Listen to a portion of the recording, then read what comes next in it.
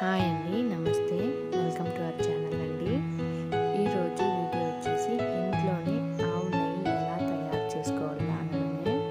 మన ఇంట్లో చేసుకున్న నెయ్యి అయితే చాలా టేస్టీగానే ఉంటుంది, స్మెల్ కూడా అదిరిపోతుందండి. ఒక్కసారి తయారీ విధానం చూద్దాము. రోజు పాలకైతే పెరుగు తోడబెడతాం కదా, అందులో వచ్చే మీగడని తీసి ఒక బాక్స్లో స్టోర్ చేసుకోవాలి. రోజు మీగడ అనేది తీసేసి ఒక బాక్స్లో స్టోర్ చేసుకోవాలండి. అది బాక్స్ ఫుల్ అయింది. ఇప్పుడైతే దీన్ని చిలకదామండి. కొందరు మిక్సీకి వేసుకుంటూ ఉంటారు, మిక్సీకి వేసుకొని చిలుకుతారు, కొంతమంది చేతితోనే చిలుకుతారు. మేమైతే చేతితోనే చిలికాము. ఇంత వెన్న అనేది వచ్చిందండి. ఇప్పుడు ఆ వెన్నని ఒక కడాయిలోకి వేసుకొని లో ఫ్లేమ్ పెట్టుకుంటూ కాచుకోవాలండి. మన ఇంట్లో చేసుకున్నది అయితే అది క్వాలిటీ మనకే తెలుస్తుంది, ఎంత బాగుంటుంది. మనం కొనుక్కోవచ్చిండే దానికంటే మన ఇంట్లో చేసేదైతే అంత స్మెల్, టేస్ట్ చాలా అంటే చాలా బాగుంటుందండి. ఇలా లో ఫ్లేమ్లోనే ఉడికించుకోవాలి.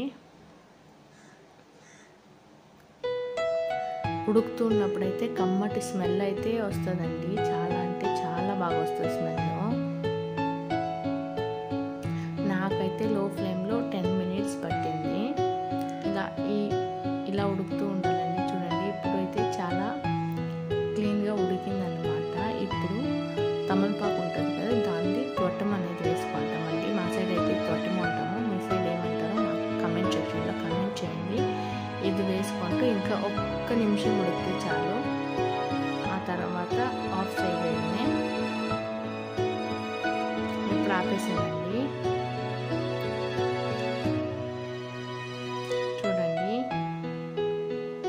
కలర్ అయితే ఎంత బాగా వచ్చిందో. ఒక్క బాటిల్లోకి స్టోర్ చేసుకోవాలండి. టేస్టీ కమ్మటి నెయ్యి అనేది తయారీ విధానం చూసేసారు కదా. ఈ వీడియో కనుక మీకు నచ్చినట్లయితే లైక్ చేయండి, షేర్ చేయండి, మన ఛానల్ సబ్స్క్రైబ్ చేసుకుంటూ సపోర్ట్ చేయండి. Thank you.